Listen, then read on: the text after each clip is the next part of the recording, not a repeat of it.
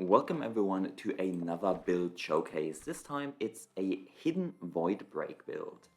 Now I'll show you what it looks like in battle, and I have to add a very important note. This is not the full potential of the build.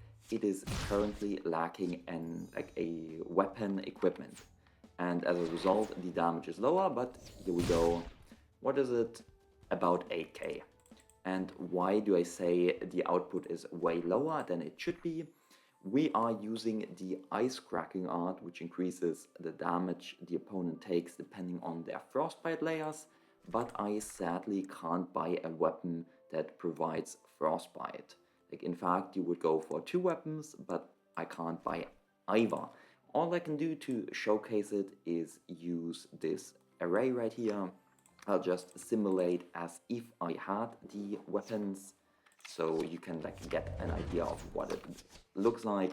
So we just need to pass some turns until we have a decent amount of frostbite. To be honest, that is fine. We'll start next turn, and here we go. This is what it rather should look like, and bam! What is it? 11.5k. Okay, it's not fully in the log, but yeah, 11.5k. And then, well, next turn we can also do the same thing, just slightly weaker. And bam, another 7k. And to be honest, all Nascent Soul enemies would be dead already. I fucked up right there with the skills order. So be it. We don't count this turn. And another 3k something damage, because I screwed up the skill order now. But that's the build showcase. It's very strong. If let's pick Yun-Chi this time, I have no clue what she actually does. I would like to get my turn though. Let's go. Almost dead. And then we continue on. Good night. She is dead. Let's go Lin Qingming. Let's go. I just added myself speed pills, so I actually have some base speed. And it's actually almost piano-like. You start with Q and then you go in the order right there, bam. Jotun, he did not survive at 1 HP, but he had a skill that causes him to survive at 1 HP. Just so we are on the same board. And let's finish off the last guy, Emperor Yan, as well. And you can see this build is slightly decent. I don't need to pay too much attention to my actual spirit ratio, and let's do him again for good measure. He's the gravity guy. Normally he's really annoying, but well, if you can't stack gravity, what's there to fear? He did survive since he has some of the less damage taken multipliers, but not for long. Not for long. I can probably just do a single hidden void break without anything else. But yeah, there you go. That is the showcase, and it would be a lot stronger the build if you could get frostbite in this Immortal Palace simulation thingy. But to talk about the character, it is based around hidden void break, and we are trying to be a nuclear bomb one-shot type of build. And this skill itself does some damage and then dissipates all your remaining chi and deals additional damage based on how much additional chi it dissipated. And we try to maximize the damage it deals with, for example, Dragon's Fury, which doubles the damage of the next skill. And well, we use it before Hidden Void Break. Then additionally, we have the Create Law 1000 Illusions, which after 6 skill damages doubles the damage of the next skill used. We have Covered Separation, which increases skill damage dealt by 40%. We would have the Ice Cracking skill, which increases the skill damage dealt next time. Then additionally, if we are still not done, we have Returned 1, which increases skill damage dealt by 50%. And lastly, there is this Metal Mastery node, which also increases skill damage taken. But that's not it. Don't think we are done yet. To top it all off, we have Reverse Meridian, which is a very interesting skill at first. What it does is it causes our next skill to heal us for the damage we deal, which on at first doesn't sound too amazing, it just recovers us some HP, doesn't sound too great, until you take Tong Shui into consideration. Tong Shui increases healing effect by 30%, and overflow healing will instead deal damage to the enemy. So if I currently at full HP would get a heal for 1000, it would be increased to 1300, and since it's overflow healing, I'm dealing 1300 damage instead. So this is a times 2.3 multiplier for our damage at the cost of some chi, which, to be honest, it's way more than the additional chi would do. Besides those, we also have the Chuan Qing technique in this One Breath Divine skill to get more chi per turn, as well as the Hanging Spirit skill. Hanging Spirit skill is +2 base chi. Now, one thing I'll address is this skill gives us 5 obstructed chi, this one gives us 7 obstructed chi as well. That does not sound good. But if you actually pay attention to our battle, at the end of our turn we don't have any obstructed chi anymore. So I'll just like do one of them, and you can see like I can end my turn right now, I don't have any debuffs left. So I don't get the downsides of obstructed chi. And how that works is with the punch point down node. And what it does is whenever a chi dissipates from some special effect, a negative buff layer is removed, so a debuff.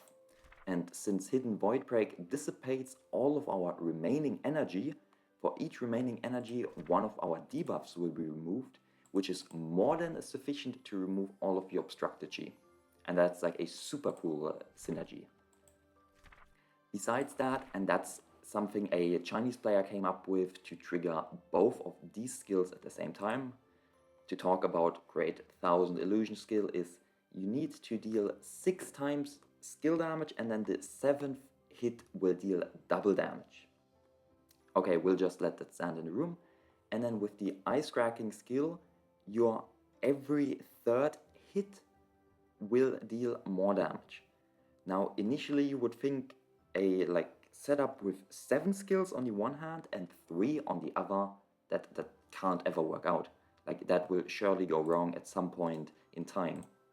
But there's like a very unique setup with these two, is Ice Cracking skills checks for the amount of skills used, this one checks for the skill damages done. So we start with Golden Ray, which is 1 skill used and 1 skill damage, followed by Raging Wave, which is, if it combos after Golden Ray, 5 skill hits done for like 1 skill used. So in total we use 2 skills, 6 hits, which perfectly sets up both of them.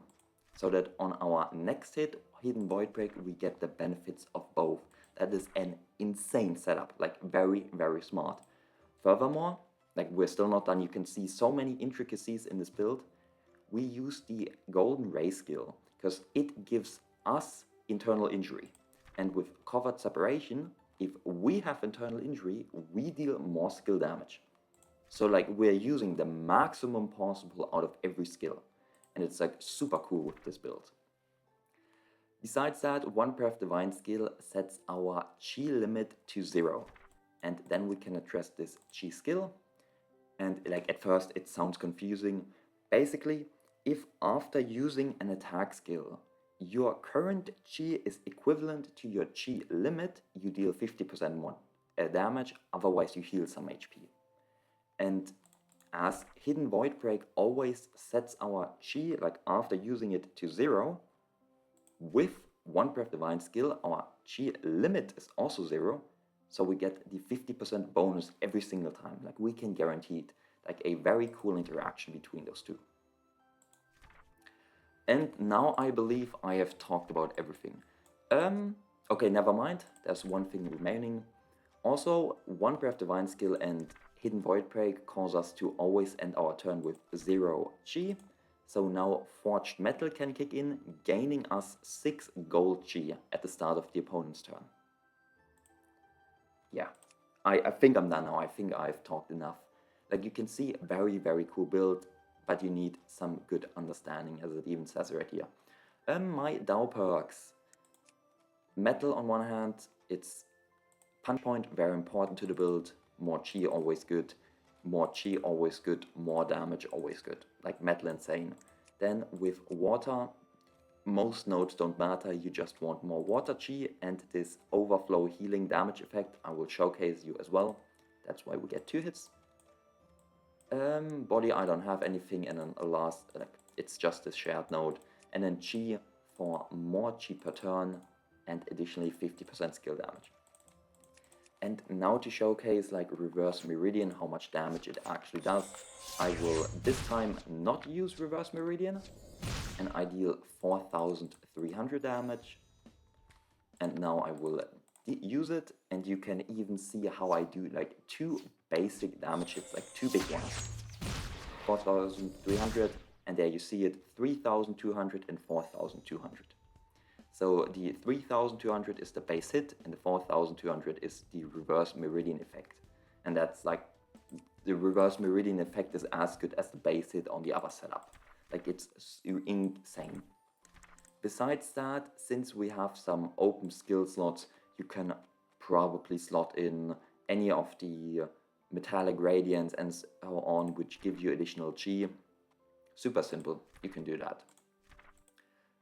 Regarding our spiritual roots, we don't have many requirements. We just want some more metal chi and some more water chi, just so we can use Golden Ray, Reverse Meridian and Raging Wave every time. And yeah, you can probably fiddle around with other setups as well. This works perfectly fine. As mentioned, this has very lenient requirements for spiritual roots. Regarding weapons, you would want something that inflicts frostbite on the enemy.